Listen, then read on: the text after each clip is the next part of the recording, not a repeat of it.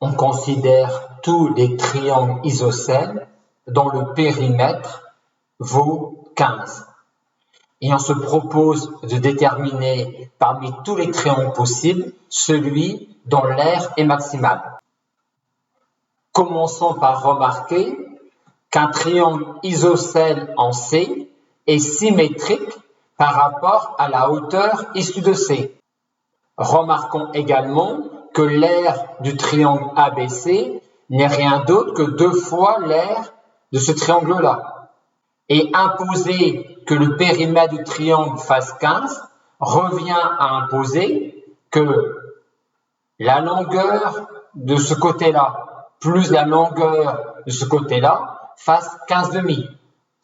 On est donc ramené au problème suivant. Trouver parmi tous les triangles rectangles dont la longueur de l'hypoténuse plus la longueur d'un côté fait 15 demi, trouver parmi tous ces triangles rectangles-là ceux dont l'aire est maximale. Je considère donc un triangle rectangle tel que la longueur de ce côté-là plus la longueur de ce côté-là fasse 15 demi. Cette longueur-là est une longueur variable entre 0 et 15 demi. Je la note petit x.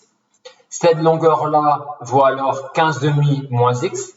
Et comme mon triangle est rectangle, j'en déduis la longueur de ce côté-là.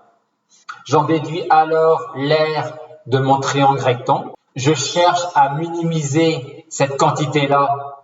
Et comme elle est positive, ceci revient à minimiser son carré.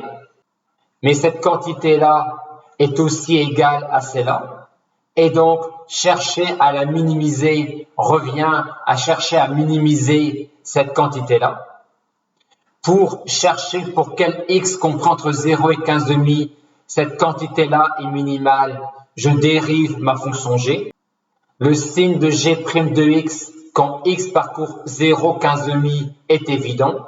On peut donc dresser le tableau de variation de g.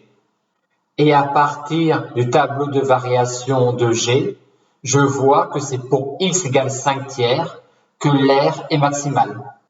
Donc, c'est en prenant ici une longueur x de 5 tiers que l'aire de mon triangle rectangle sera maximale. Et donc, c'est en prenant ici une base AB égale à 10 tiers que l'aire de mon triangle isocèle sera maximale.